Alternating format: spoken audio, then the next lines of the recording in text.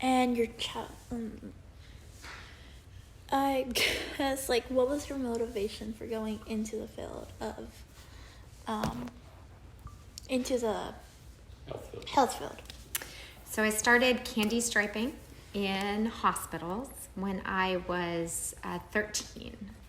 And I had a family history of being involved in healthcare. My great uncle, who is basically my dad died when I was very young. My great uncle started out as an administrator in a hospital in the Great Depression.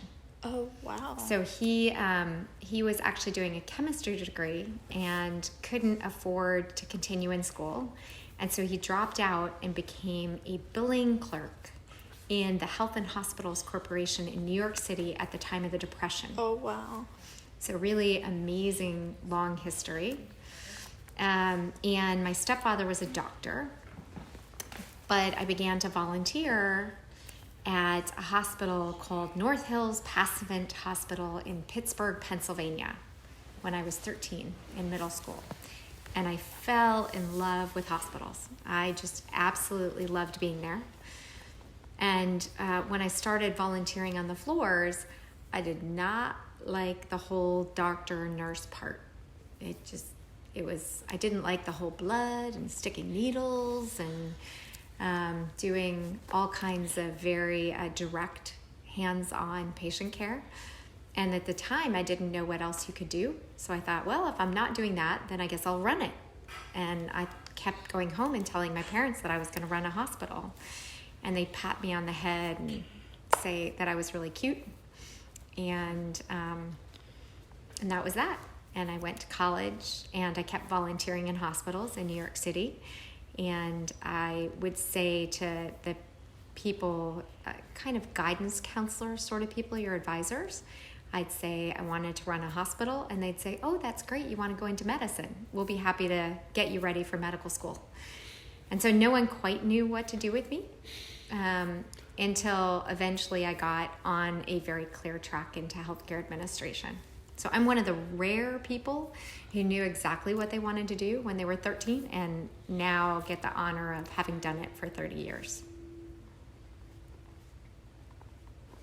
So what was your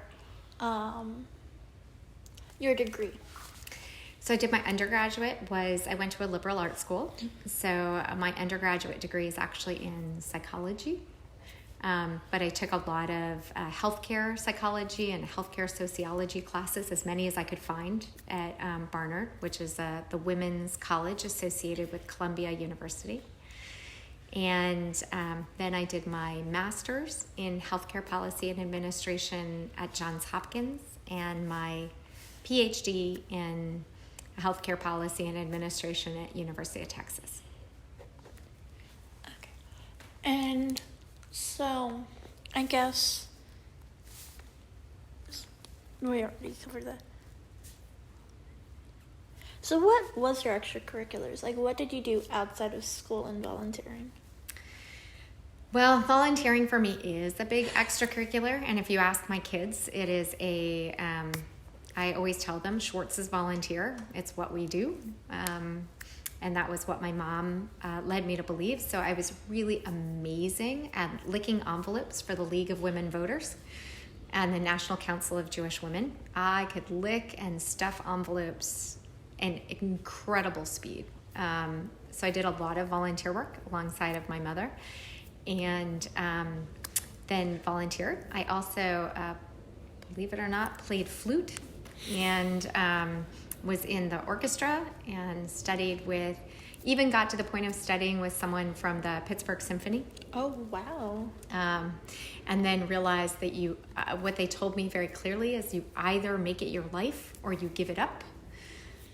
I went for the giving it up part. So I was not going to make it my life, and not necessarily give it up, but it's really, you have to... it's either all or... You're nothing. all or none if you're going to be in orchestras Music. type of thing. Yeah. So I appreciate it. I went the opposite direction.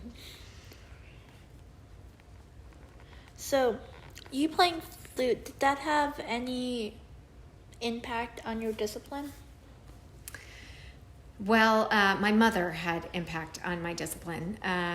So whether it was practicing or it was doing your homework, as I think you can see from my poor son right now, the answer to schoolwork is pound the pavement, do your work. So we'd come home from school and we'd have a snack, and then we'd practice our instruments, and then we'd do schoolwork, and we got a half an hour of television, and then it was time for bed. Oh, it was wow. a very strict household.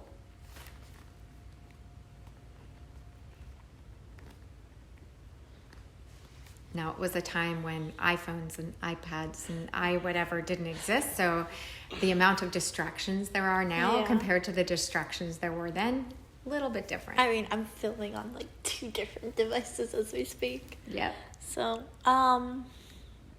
so you are Chief Innovation Officer at Houston Methodist. What exactly does your job entail?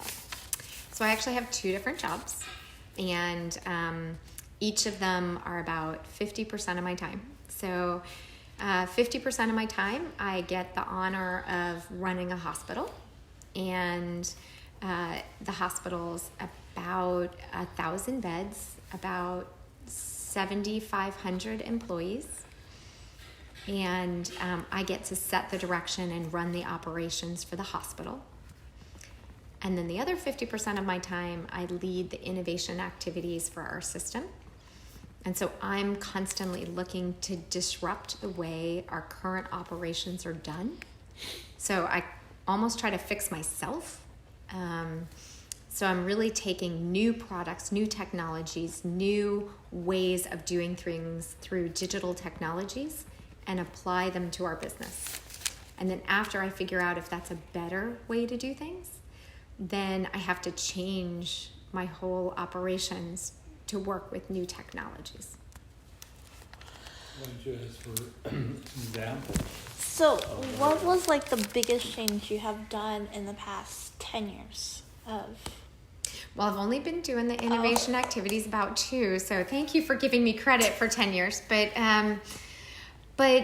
let me give you an easy example. So it used to be that when we went to a patient and we were going to tell them about their surgery, we would come into the room, if you can picture, with a folder. Yeah. And it had all kinds of printouts. And it would say, when am I allowed to drive? And when should I stop eating? And, right? Yeah. I mean, very like standard. Aftercare. Yeah. Or if you go to a new school or you go somewhere, right? They give you a packet of information. So we took that packet of information with a company called CareSense, and we broke it up into bite-sized texts. And so when it was time, when the majority of people were asking the question of when am I allowed to drive, was 1 week after surgery. So 1 week after surgery, we texted you and said, you're probably wondering when you're allowed to drive. Here's the answer. Right? Or the night before surgery, we'd say to you, now is the time to stop eating. Because we knew when surgery was, so we'd tell you, rather than the teaching way in advance. Kind of teach like when you need the teaching. And what we found is we had much better outcomes. So we had much better adherence. We had people staying in the hospital a shorter amount of time, less of them coming back to the hospital. We had fewer infections, and we had happier patients. So a change that we had to make is we had these classes for people to come in and get their teaching.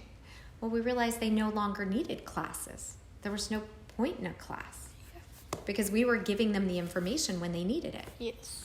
So it's more of a, now instead of getting 100 different pages of information that you need to learn like a month in advance, and then like, okay, this is like basically your next 2 months.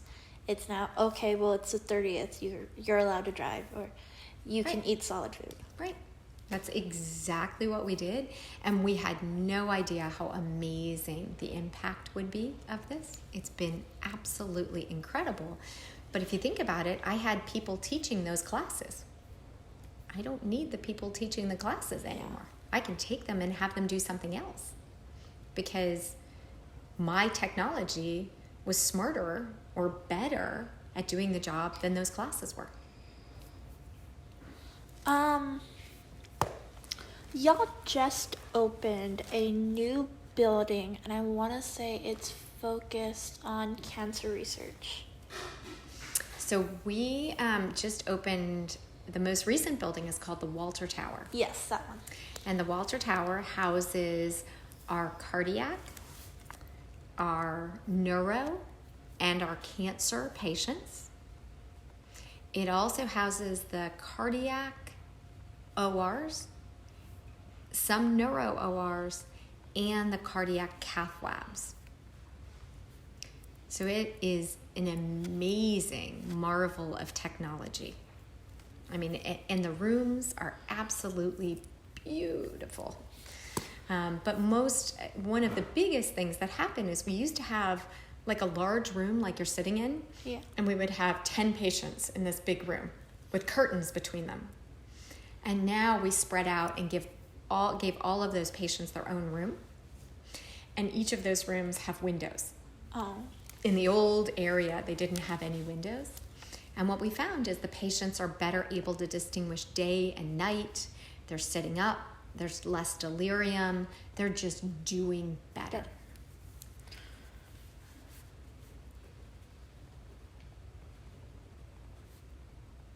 They couldn't really even walk around because there was nowhere to walk. Now I watch them walking up and down the hallways. Wow. So, what drew you to Methodist? So I came, let's start with how I got to Texas, which is I married a Texan. That's how you get a New Yorker down to Texas. So I married an amazing man who was born in San Antonio and was working actually in New York City. And I tried to get him to move to the suburbs of New York City. I had a neighborhood all picked out, and he said he wouldn't do it. He was either going to live in the city or he was going to leave. So I said, fine, I'll go check out Texas, because I wanted a little bit more room. I was pregnant with our first child. And we decided to come to Texas because I got a few job offers in Houston. I met, actually, and this is a question you asked me a little while ago, a woman who was the COO, whose name was Lynn Schroth. And she was a very strong woman who I just hit it off with. And she said to me, I think you should move. And I went home and said to my husband, I think we're moving. And so that was why I came to Houston Methodist. But I will tell you, what's kept me is the amazing people we have and the culture that we have. The strength of the culture is very beautiful. It's very absolutely dedicated not only to the patient, but also to just excellence and being excellent at everything we do. I mean, your tagline is leading medicine. It is, and the values of the organization, if you really go behind that, what we talk about more than the leading medicine, we talk about the eye care values. Yeah. You know, integrity, compassion, accountability, respect, and excellence. And for me, that's what keeps us all together and what keeps us very focused. I was born into like the family of Methodists. I'm stuck. But like even now I'm like able to talk to you, and I'm able to meet more powerful women in the field of medicine, and just like in the field of just being in charge and being bosses, I guess. And it's like Houston Methodist, I like cannot sing more praises of, obviously, but like still, just as you said, the culture is just like, it's different and it's new, and y'all are always like doing the community outreach programs, like the family days and stuff. So it's just like even the spouses and the children aren't ever just like, oh, well, my husband works at Methodist. It's always like, yeah. It's like, I don't know how to say it. Well, and if you think about it, Methodist for me is a very family affair. Yeah. So it happens to be that my husband works at Methodist, which is kind of funny. But I would round with my children. I always go into round on Sunday. And I usually take one of my children with me, particularly when they're young. Now they've sort of outgrown it. But as they come, when my daughter was younger, I'd say, well, what do you want to do when you're older? And she'd go, work at Methodist. Like, is there anywhere else in the universe you could work? And that's been, at least for me, and one of the things I did was realize that once you have the family, right? Once I have you, it's harder for your dad to leave, right?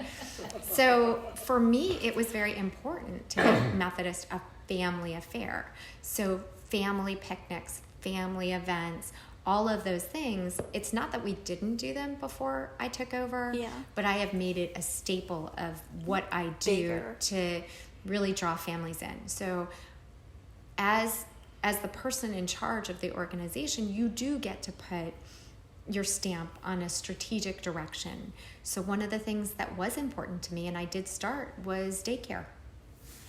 Because once I had the family, right? Once I had a kid in my daycare, it was going to be harder for mom to leave. And it makes it easier for mom to come back to work so much sooner. Right. And our daycare makes it work for people who work in shifts from 7 a.m. to 7 p.m. So the daycare starts at 6:30 and it ends at 7:30. So it was really important for our nurses who worked 12-hour shifts and couldn't find that level of support in the community for a 12-hour daycare. We could offer that. Yeah. You have a lovely home. And I do see that you have a Ruth Bader Ginsburg book and bobblehead on your shelf right there. Is she one of your motivations? You know, the short answer is yes. I think RBG, for all of us, has been an inspirational woman. Yes. Not only is it amazing that she's still working, and I am stunned by her, but if you really look back and think about, for me, what she did for women's rights and what she did systematically to give us, to put us in the place where we are today, it's incredible. So it was her history as much as it is her present that is incredible to me about RBG. And I don't know if, you as a woman have ever watched a movie called Iron-Jawed Angels. But there's this incredible movie about the suffragettes, which we kind of hear about in passing and we listen to. But to watch a movie like Iron-Jawed Angels, which then caused me to go back and actually read books on the suffragette history and really what these women did for us, I just left in tears, crying about how much they gave for me to sit in the position that I am today. How much got sacrificed by them and even by my grandmother and my mother. I mean, my mom was born in the wrong era. She was born in an era and to a place where women were teachers and nurses and secretaries. And that was the mainstream for the majority of women. And I remember her looking at me as I ascended to executive ranks going, what are they paying you for? And like, she was so proud, but also it was cognitive dissonance. And for me, I am stunned that I'm a role model for somebody like you, right? And think about what your generation will do now that women are more than 50% of the workforce and have yet and will ascend to higher and higher positions that are equivalent to those in numbers of men. I think we're changing the dynamic and the way that we're viewed. And when you compare us to other countries where women are just slowly getting the right to drive, you see how far women still have to come. Yeah. But it all happened because of those that sacrificed before us. So as being the chief innovation officer, you're obviously involved in STEM and you're involved in research and you're involved in so many male-dominated fields just by being in charge of innovation. So, have you ever been told no? Like, just, like, you can't do it, or, I guess, I don't know how to, like, phrase this. You know, I would say to you, oftentimes there are many, many people, and your family can confirm, that look at me like I've got 6 heads and I am crazy. And sometimes I am. But I think that you have to just keep going. And sometimes the time's not always right for the idea that you're bringing to the table. And sometimes you have to be really patient, because sometimes I'll have a brilliant idea, but the time is wrong. And sometimes you do have to push by barriers. So I'm working on a project right now with a group of doctors who, there are at least half of them that want to see the project fail and for me to fail because of the project. And all I do is go, that's okay. And I keep going. What's that comment you usually make, Lily? Oh, you're so cute. Isn't that so sweet? Well, bless your heart. Bless your heart. Yeah, I love that one. That's not a New York statement, but bless your heart, the statement of, like, I'm really being nice, but I'm not so nice. Go away. Yeah. Yeah. That is like one of the most southern belle sayings you can say, where it's just like, okay. Yeah, that's it. I just smile and go, that's okay. Yeah, we're doing that. So, how about a question of, have you ever encountered a situation or in your challenges? Because I know from the 70s and the 80s, as a person my age, did you ever find that maybe you were pushed to the side because you were a lady? You know, or maybe... Right, the question held. of, like, did my gender impact... And that's what she's... Yeah. You know, where have I been... I will say I've been in situations where someone has said to me, don't you think you should be home raising your children? Right? And my answer, and I will tell you, some of those things come from the people closest to you, and some of them come from women. Don't think that it's all going to come from men. Yeah. You know, I think women are equally, if not more, judgmental of other women than men are oftentimes of women. And it's hard because for men, they're raising their family, but it's acceptable for them to be at work until 6 or 7 at night, and it's acceptable for them to leave on Sunday and go play golf. Whereas as a woman, right? You need to be home before the kids are home. Well, who's going to put dinner on the table? Is it going to be mom or dad, more likely? Who's going to make sure the school forms are filled out? Who's going to make sure that your activities are tracked and there's a lovely calendar at home of who's going where, right? So there are certain things that, quite honestly, women are more, can multitask a little bit better, I find, than men. Men are more serial task folks. And because of that, a lot of those, especially if you're running with multiple children, a lot of those jobs I find women do, feel the need to do, and sometimes do a little bit better. And so you have to do your work job, and then you have to do your home job. And men have never felt the same way in equal stead. So I think where I find is that women inherently get torn more than I think men do. I mean, right now, my mom could have a child, and it's on a Saturday. Monday, my dad can go back to work. Whereas it will take 3 months for her to just be able to go back to work. And a lot of times it is, like, very different. And then there's always that stigmatized, why aren't you home with the baby? Or who's taking care Well, of and I'll the give baby? you an even better example. So we, when my second child was born, we were at a very unique time in Methodist's history. We were literally smack in the middle of a divorce with Baylor College of Medicine. Yes. And I was very involved in that section of our history and working on that project. So I gave birth to our baby on a Thursday, and I went back to work on Monday. Right? And people thought I had 16 heads. And I would didn't work every day of the week, but I went right back to work. There was no maternity leave, there was no anything. But it was a very important time at work. And so my husband, who is amazing, we split the night. So I stayed up, if the baby was up, until about 2 or 3 in the morning. And then he would take over at 2 or 3 in the morning so I could get 4 or 5 hours of sleep so that I could be ready to go to work. And then we would have caregivers.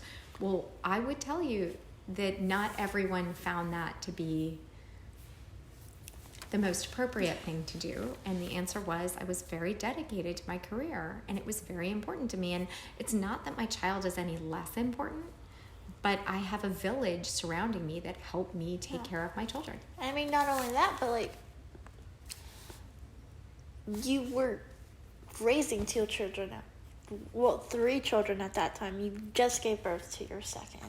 You have your first, and then you're taking care of your own baby at work. And I would tell you, not everyone viewed that as, not everyone viewed that similarly. I can certainly tell you it was a little controversial with my, probably my in-laws was probably a little controversial with.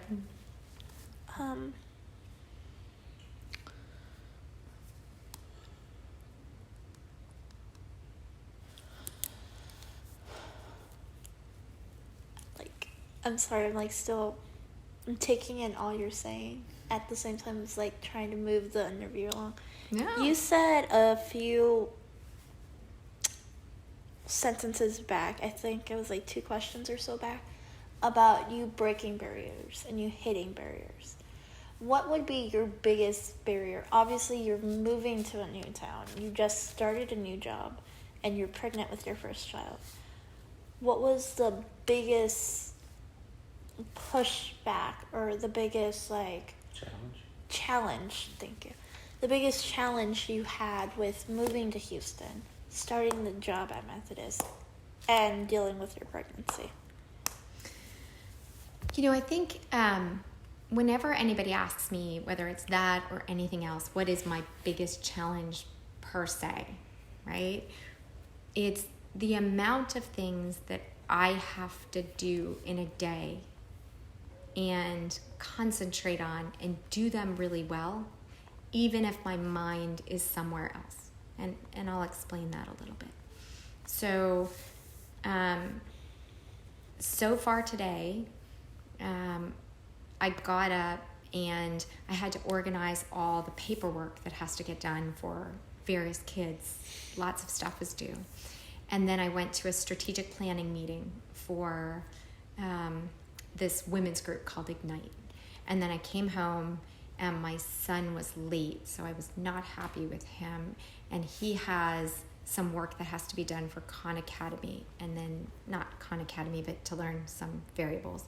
And then you're here, and then I'll get back to him, and then I have to get myself changed and get dressed for a wedding of someone my husband is friendly with. And then meanwhile, I've got to make sure that he's packed and ready for Washington, right? Everyone expects when you're sitting here with me, you want me to be in this moment, concentrating on you, right? Even if my mind says, ooh, he doesn't really know graphing equations that well. Yeah. And I don't think I gave a really good answer. And oh my gosh, did I pack him correctly? Oh, I forgot the form that I was supposed to get off and the UPS package, right? Whether it's my job or my life. That sounds like my day. Right? I have 100 things going on and I have to be in the moment. And any day I have at work, I have 10 meetings on 10 completely different subjects. And everyone wants 100% of my energy and attention to understand and listen to what they want. And by the way, that's on top of 600 to 800 emails I get a day. Yikes. Right? And which everyone wants to make sure are answered. So And it's not even like, okay, I'll answer you before I go home today. It's like, can you answer I will tell me you, before? 90% of them, 99% are answered before I go to sleep at night. Almost everybody gets an answer before I go to bed. And that means sometimes I'm up till midnight answering all of those emails. So my challenge of moving and doing and being is just the amount that has to get done. And I constantly feel like this juggler who has 100 balls in the air, and I am most afraid that they're just gonna fall. And I'm gonna let somebody down. So when he does badly on a test, I feel like I somewhat failed because I didn't give him all the time he needed. Yeah. Or when my daughter got to camp and didn't have her shoes. Oh, God, how did I not check mark that on the list? Or, what do you mean he doesn't have a toothbrush? And when you called me today, I was like, oh my gosh, is that one of the people for a project, or is that one of the interviews for the caregiver? I actually couldn't remember for 5 minutes. Yeah, you were like, I couldn't remember. I mean, it was honest. My husband goes, who's that coming over? I'm like, it's either a caregiver interview or a student I promised to do a project with. I'm like, I'm hoping I'll figure out when they walk in the door. And it's okay. Like, sometimes admitting you're human and kind of asking a question and being like, oh, they'll forgive me if I sound stupid. yeah. It's because of that, just the amount of different things that are going on. You mentioned Ignite, the women's group, and that is, we have a branch at our school. That is it's like a community outreach program. Probably not. This is probably a very, this is a group that's women entrepreneurs, and they run what's called a fire pitch competition, and they raise money to seed companies that are starting that are women-owned companies. There you go. So it's really pushing women entrepreneurs. And if you look at the field of digital technologies, it's about 80% men and 20% women. So it's really trying to push women to become entrepreneurs in kind of the new age of digital technologies. And I'm very supportive of what they're doing, and I've gotten the opportunity to mentor 3 or 4 women through their various stages of their companies. And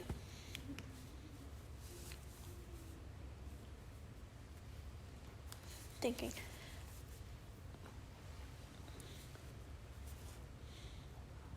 so your husband works at Methodist, and I guess, like, obviously you're the CIO, which is one of the head. You are the head of the company. How does he feel about, I mean, not you having the better job, but you having the more prestige? So I am lucky to be married to, I think, the most perfect human being on earth. He really is amazing. And he was a very kind of high-powered lawyer when I met him, and and there he is. Can we put it on pause for 1 sec? He's got my other daughter. Hey, sweetie. So he when we moved down to Houston and we had our first child, he was still working as a lawyer down here with an outside law firm. When we had our second child, she was a special needs child. And as my career kept progressing, we knew that 2 careers couldn't progress at the same rate, at the same speed. And his comment is, you are absolutely passionate, love, and know exactly what you want to do. And 2 of us can't run at this speed. And so his decision was to step back and go in-house. I got lucky enough that he was in-house at Methodist. I don't work with him at all. He works with our research institute. But he has a more normal schedule.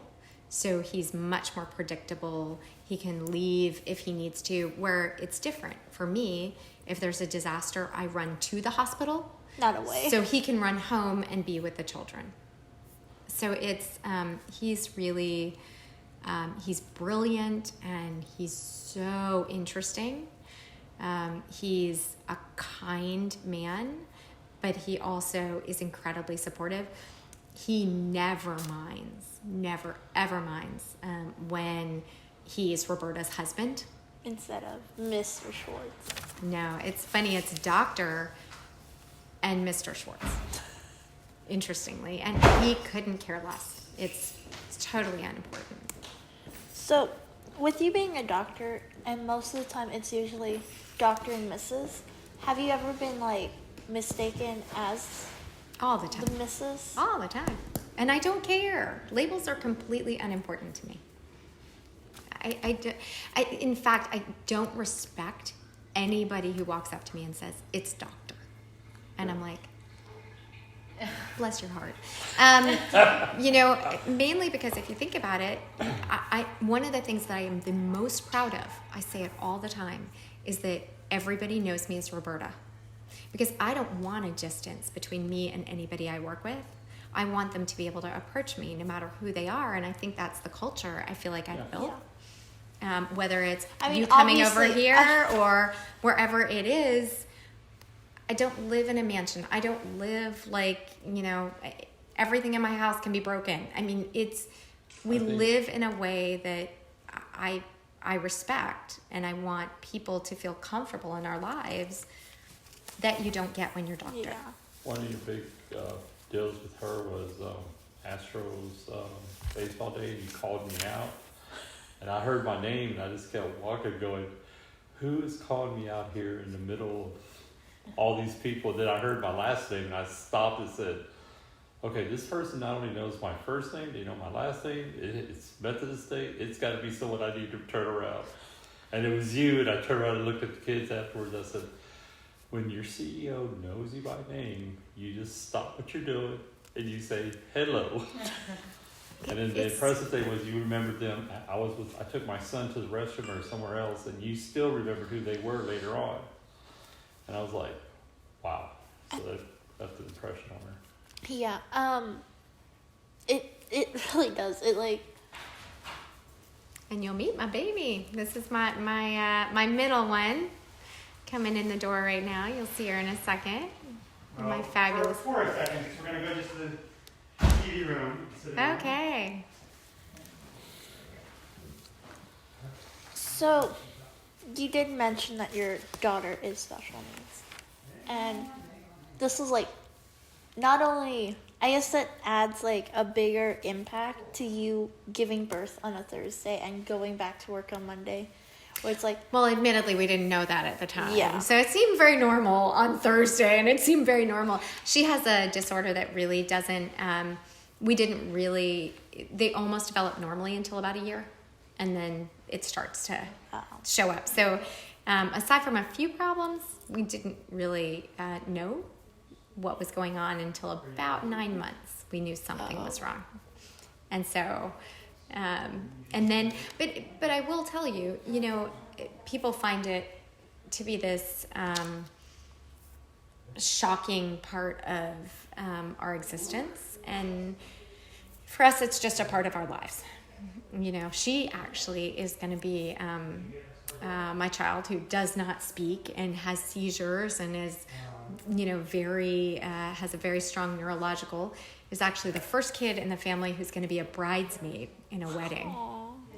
She has a normal friend that she's been friends with for about 12 years. And she's going to be a bridesmaid in a wedding at the Plaza Hotel in New York City.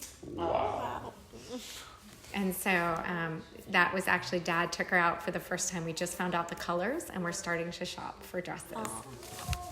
So, yeah, I feel like, I don't know if you know the book because it's a little old, but Eloise. Ever heard of Eloise? Yes. I feel like I'm going to be Eloise with her. So we're so excited. We got our tickets. We got everything. That's so much fun. We're deciding on our hair. Very fancy.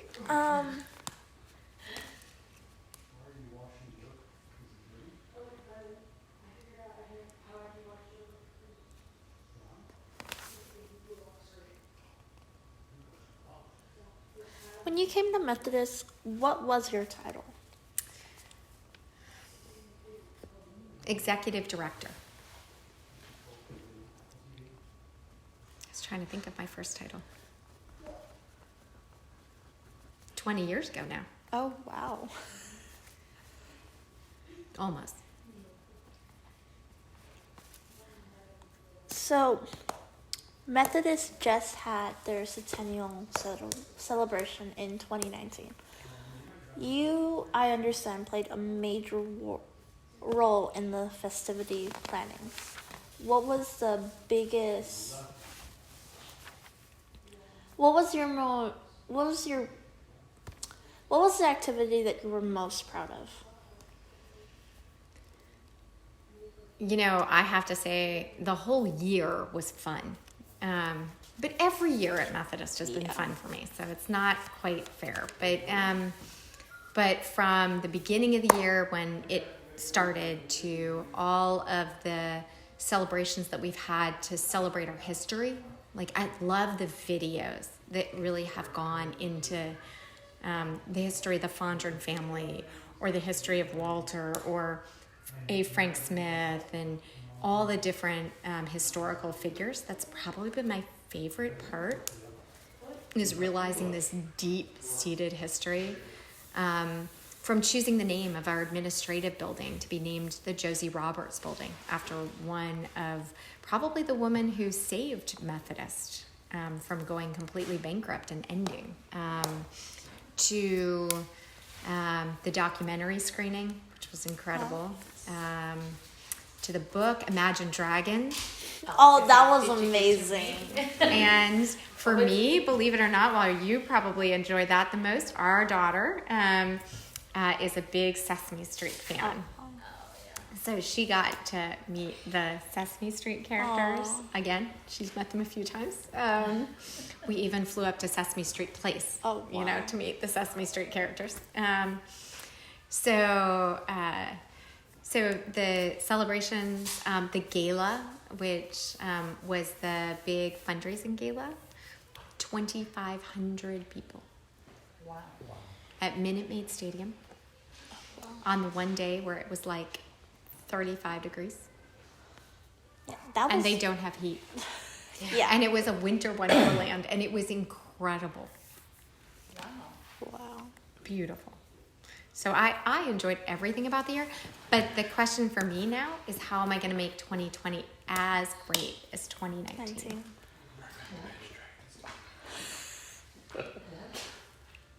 How are you going to beat the Magic Dragons? I don't know. Probably won't be that grand of a concert. Yeah. But I can assure you that we'll do something with our families, no doubt. Make it the disco.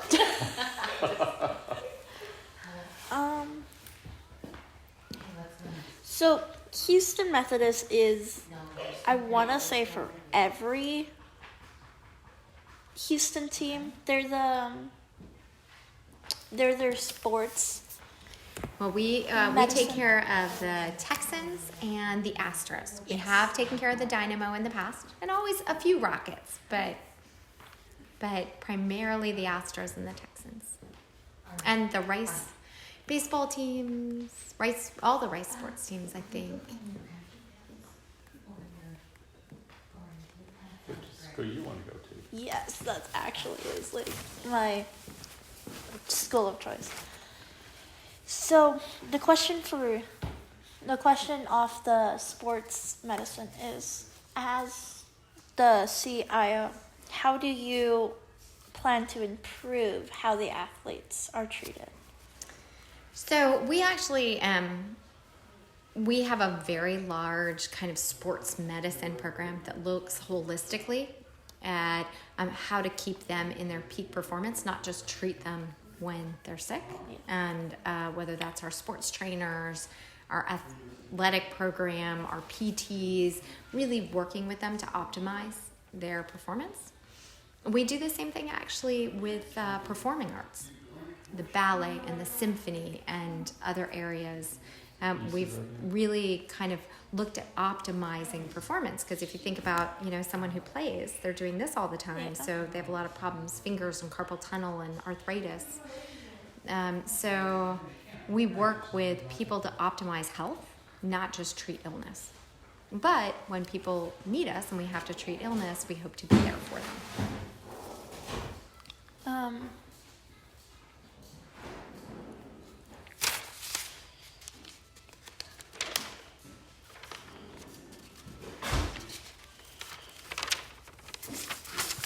Like double check my notes.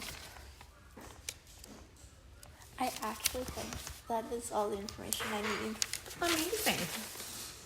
Thank you so much It's absolutely my pleasure. for this opportunity.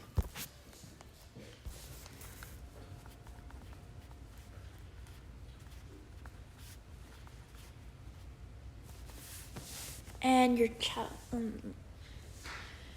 I guess, like, what was your motivation for going into the field of, into the Health field. health field? So I started candy striping in hospitals when I was 13. And I had a family history of being involved in healthcare. My great uncle, who is basically my dad died when I was very young. My great uncle started out as an administrator in a hospital in the Great Depression.